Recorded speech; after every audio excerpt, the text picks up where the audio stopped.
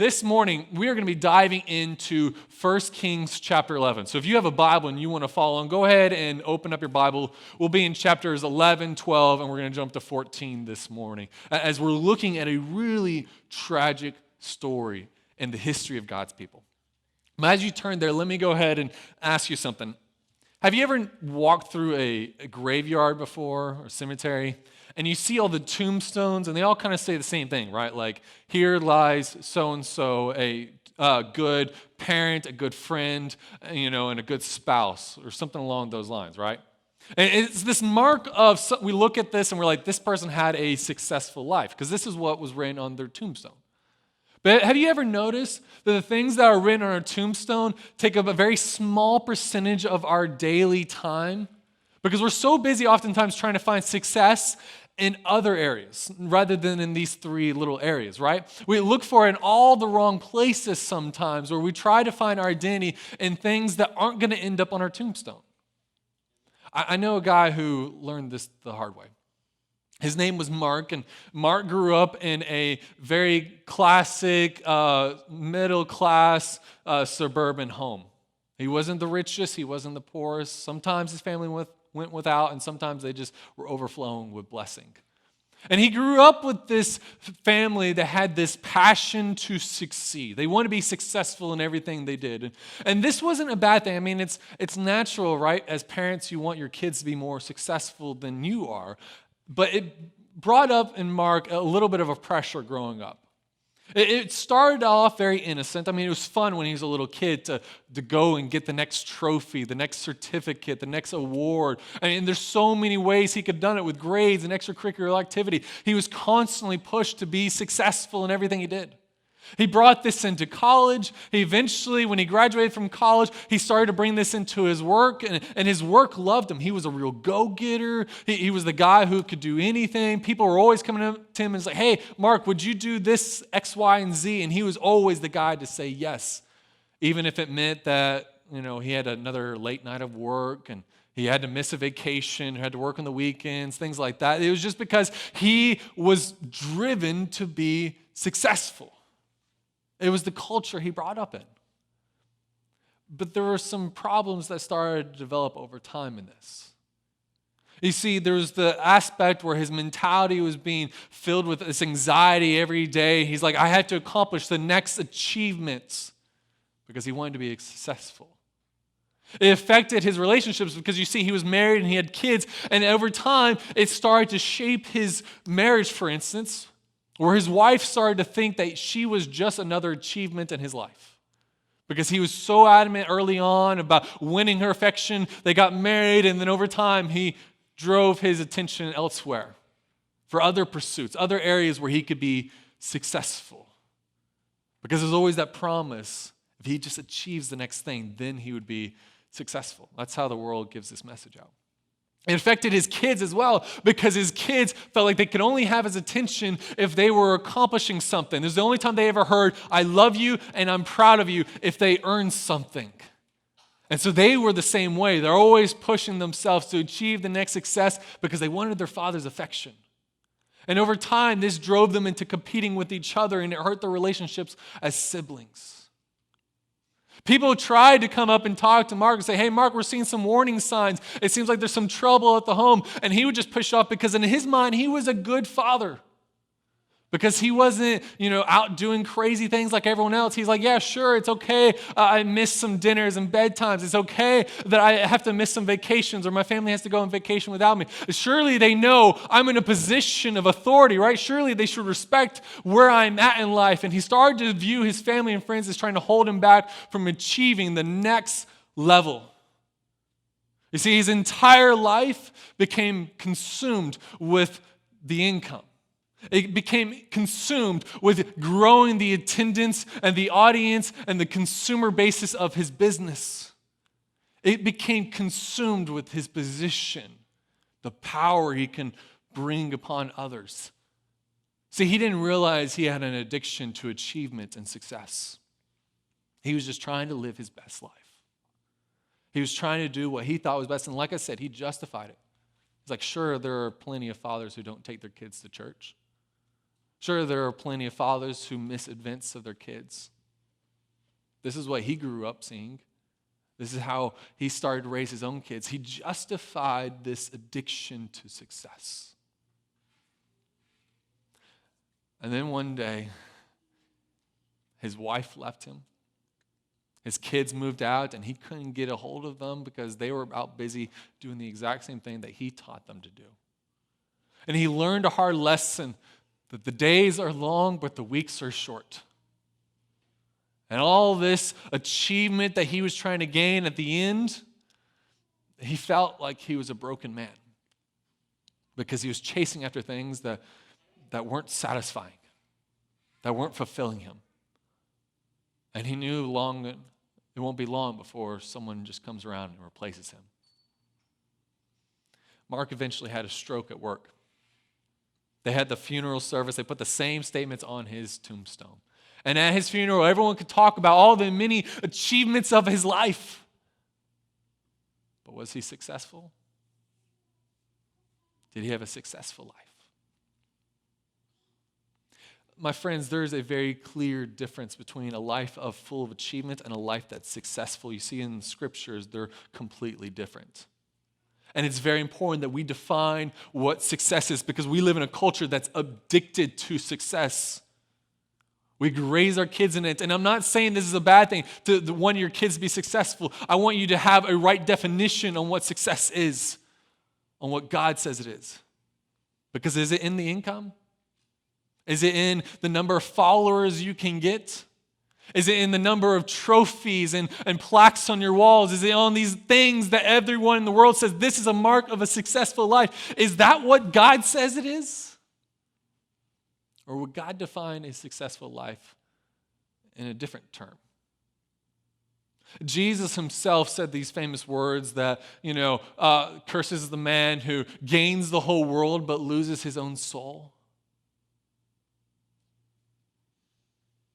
A prime example of that was a man named Solomon. Now, last week we looked at who Solomon was, and he seems like a big success, right? I mean, he starts out and he's this king who establishes peace in his entire nation, his entire reign. I mean, that's a big success. He's known as the wisest man who's ever lived. He writes books of the Bible. He's known as the richest man who's ever lived, right? And then he builds this big temple that we looked at last week. And so we can look at all these things and be like, Solomon, you are a successful man. But he wasn't. There's this promise that was given to David, Solomon's father, that one of his descendants would be this Messiah who's going to fix this world. And we can look at Solomon early on in his youth and wonder, is this the man? But he wasn't. You see, while he might have started out and looking at like, hey, I'm a successful person, by the time he dies, he looks like a failure. You see, I don't know what was the point that changed in his life. Maybe it was a midlife crisis and he looked at his life and he's like, I want to change the direction of my life. Or maybe it just happened over time.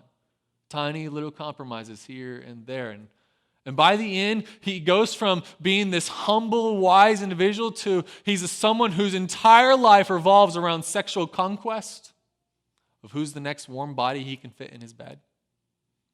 Another notch on his bedpost. It goes from his pursuit of money. So while he creates this very prosperous, very economic, flourishing nation, by the time he's old, he starts putting heavy taxes upon the people because he wants to build his own wealth. And so the people fall into poverty while he grows richer and richer. Then he gets all these ideas to build other temples, not to God Almighty, but to the different idols that his wives worship.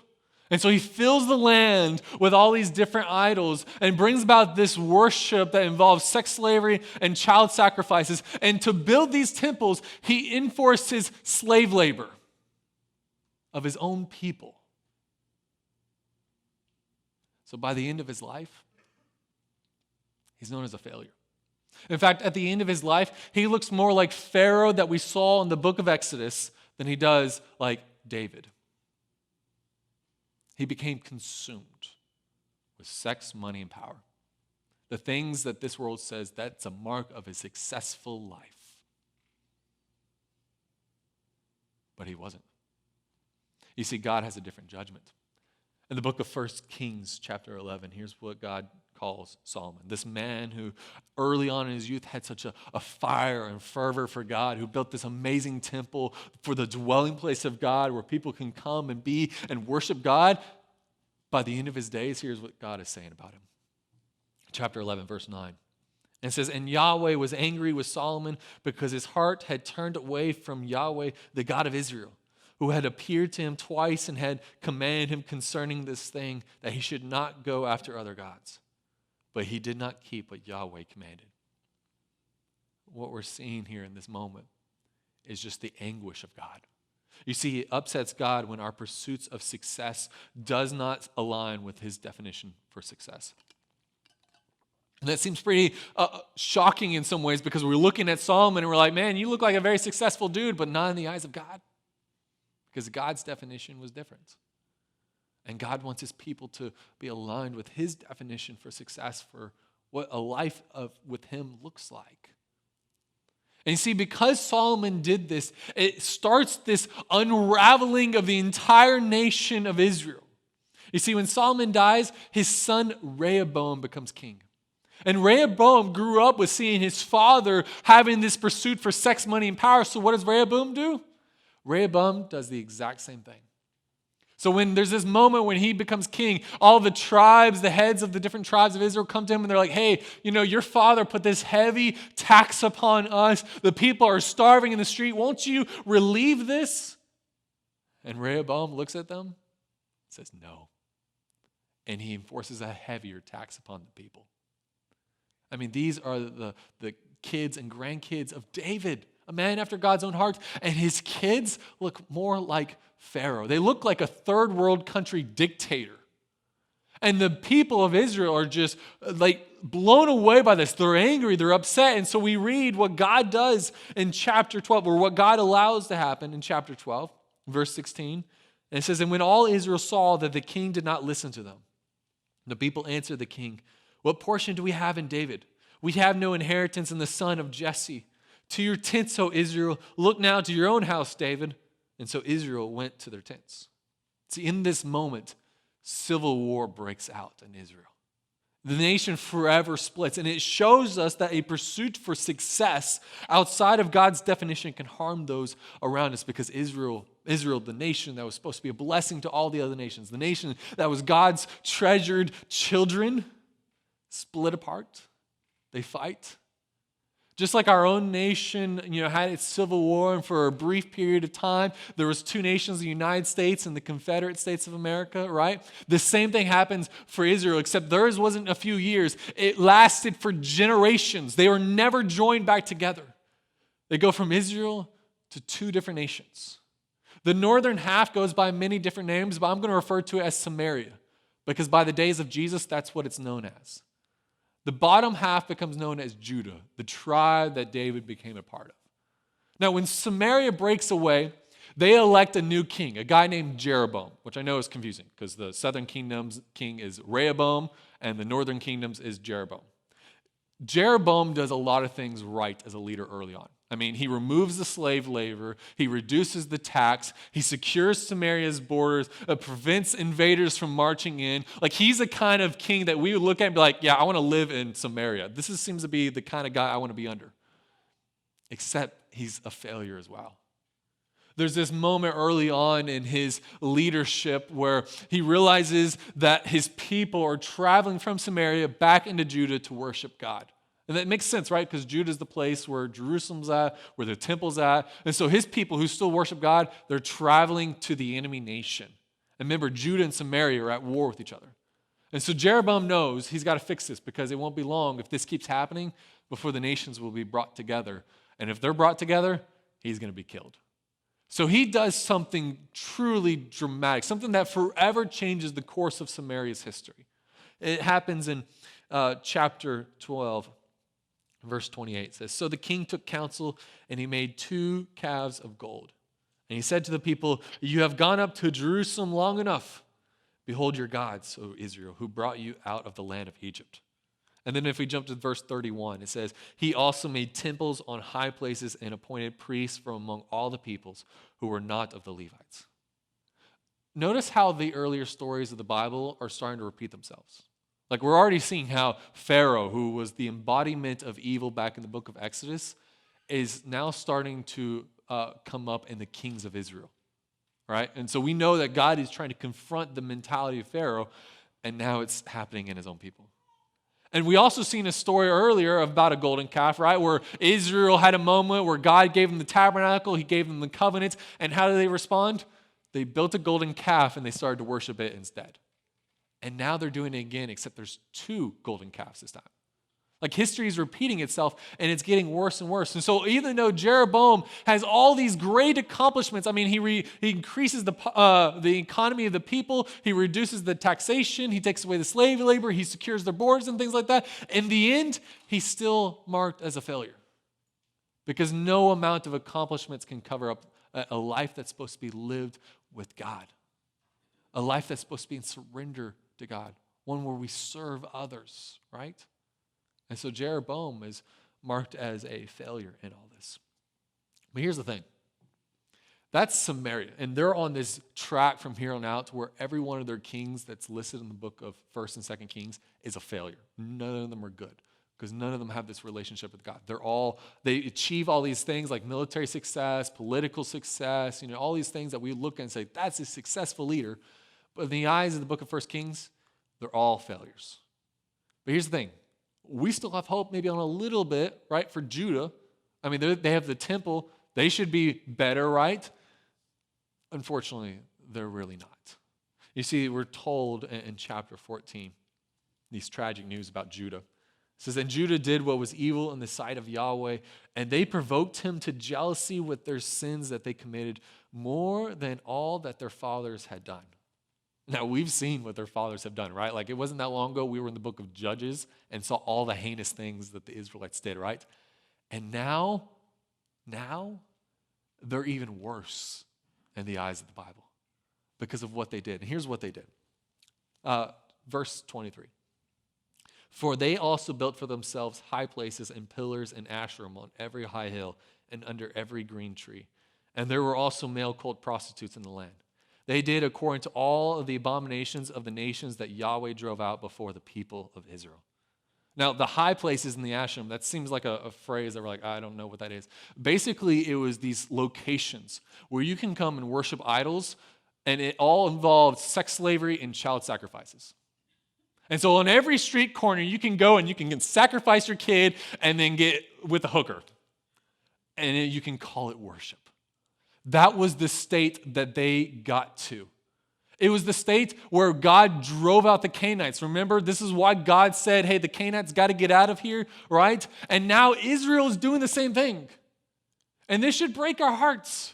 Because, we've been following these people and we've seen God's heart and love for them and how God keeps saying, I'm going to use you to fix the world. I'm going to bring a blessing out of you that's going to be a blessing for all the nations. We read this so far and these are the people we're hoping will fix the world.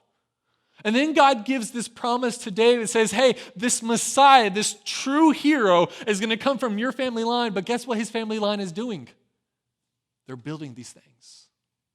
This is who they are. It's a complete abomination. It should be breaking our hearts. Now, God doesn't give up on his people.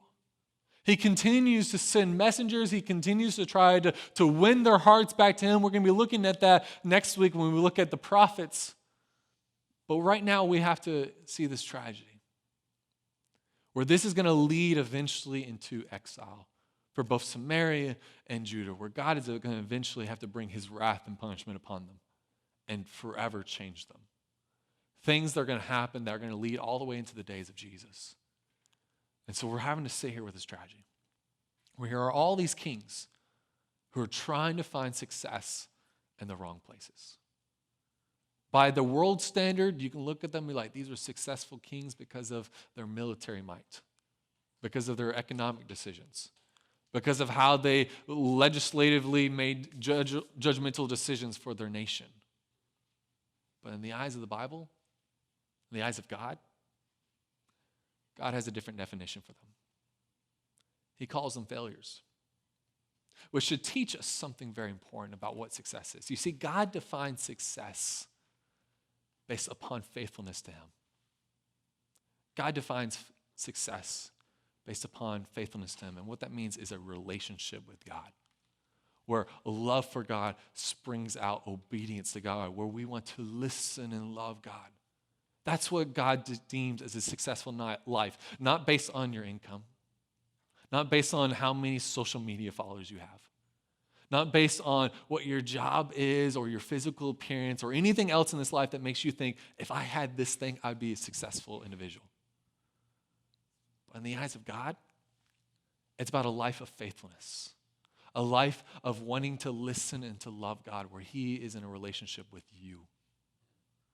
Jesus tells this parable in the Gospels where there's this rich businessman, and he entrusts for a short period of time a portion of his business to 3 different individuals. And he gives them instructions on how to be faithful servants, how to obey him, how he wants his kingdom, his business to run, right? And so 2 of them obey it to the letter. They're like, okay, so this businessman wants us to do X, Y, and Z. This is how he wants things to work, right? And so they listen, they obey because they love the rich businessman. But there's one guy who's entrusted with a portion of the business who tries to achieve success in a different way. He doesn't follow the instructions of the rich businessman who entrusted this to him. Rather, instead, he tries to do his own thing. And then the rich businessman returns. He congratulates those. He says, well done, my good and faithful servant, to those who listened to him, who were faithful to him, who said, hey, because of this relationship we have with you, we want to do what you wanted us to do. But then he looks at the one who was entrusted with all this, and he's angry. He's upset. This third man was achieving success on a worldly standard, but not on the standard that God wanted. Not in the way that God wanted him to go. And see, the same thing is happening to the kings of Israel. They are given this easy command, listen and to love God. But they want success on their terms. So they go about doing things on their way, and it shows that they have no relationship with the God of heaven. The God who wants to be in their life. The God who has saved them. They don't care. They want to go about doing things their own way. And the Bible is very clear that we need to define success on the eyes of God, not in the eyes of the world, because the world will showcase a success that appears on magazines, that appears in all these different locations. But we should ask ourselves, is that really what a successful life looks like? Take a guy in the New Testament named Herod the Great. He's this puppet king in the days of Jesus. And first off, how would you like to have the great follow your name, right? This is a guy who, in a worldly standard, looks very successful. In fact, if you go to Israel today, you'd probably expect to learn a lot about Jesus, but you actually learn far more about a guy named Herod the Great. See, Herod, like I said, he was this puppet king, but he does some things that puts the tiny, insignificant nation of Israel on the eyes of the Roman Empire because of his military might, because of his political maneuvering, and he builds all of these structures and temples and amazing architectural feats all around Israel. In fact, if you go to Israel today, you're going to see the ruins all over the place, and it's like, yep, Herod built this, and he built that. You'd go there, and you see his name plastered everywhere.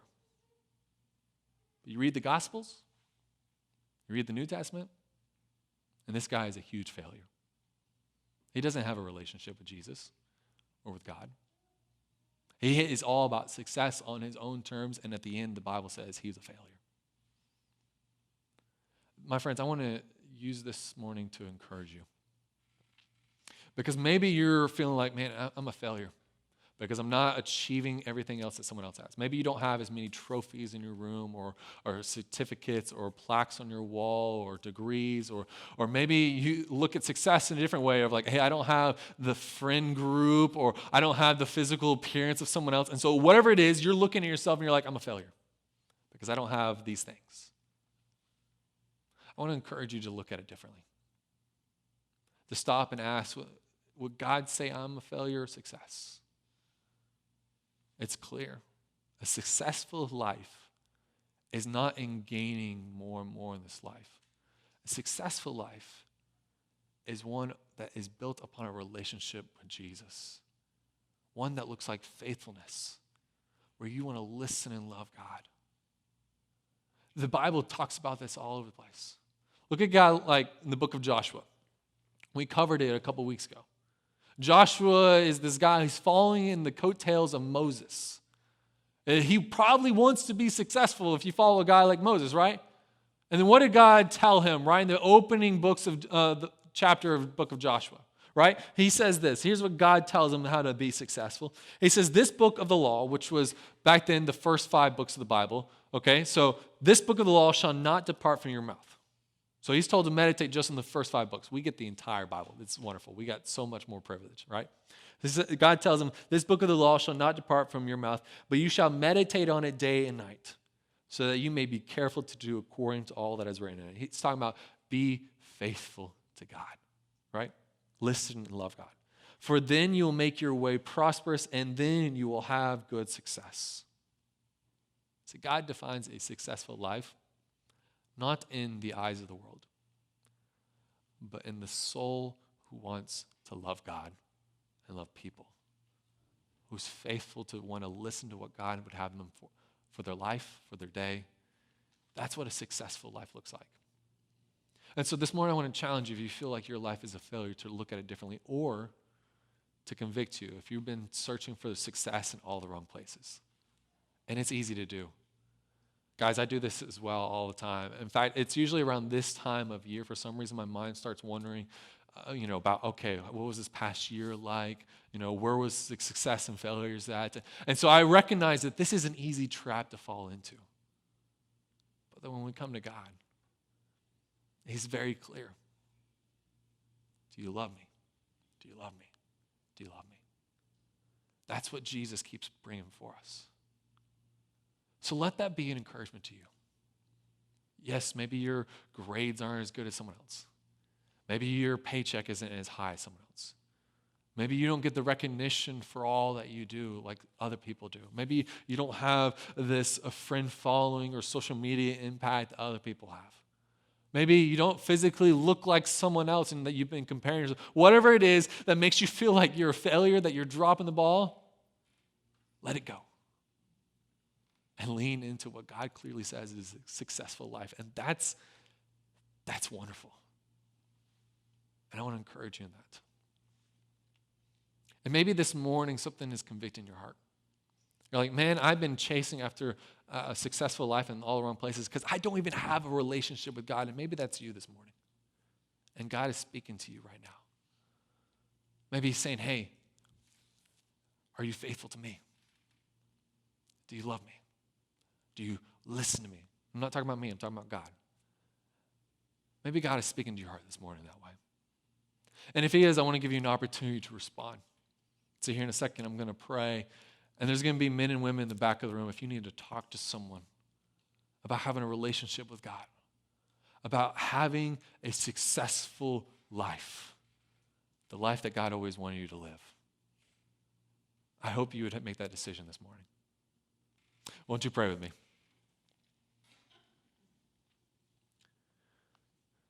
Father, forgive me for how I'm just as prone as anyone else to start to look for success in all the wrong places. Father, help us to have a very clear focus upon you, to have our life centered completely upon you, knowing that every breath we breathe comes from you, knowing that at the end of the day, what we want is to seek your kingdom, to have it be true in our life in all things, Father. And so I thank you that this morning, every Sunday morning, we get an opportunity to slow down in all the busyness of the week and just think about what truly matters, what's truly important, and that is you. I pray that that would not just be the reminder of Sunday morning, but that would be the reminder of Sunday afternoon, Monday morning, Monday afternoon, on and on, Father, that we would carry forward with this heart, this idea that it doesn't matter what the rest of the world says is a successful life. Our main pursuit will be you, that we will seek you first, that we will seek to live a life that makes you famous. Father, that's difficult. It's so easy to lose sight of that, to lose track of that, to be pulled away in the wrong directions, Father. But I thank you that Sunday always comes again. And you get to remind us once again that you're in control. And you ask us to love you and to go out and love people like you have loved us. We saw in Jesus, and he was quite a success. So Father, build that up in us as well, to live the life that you want us to live. It's in your name I pray. Amen.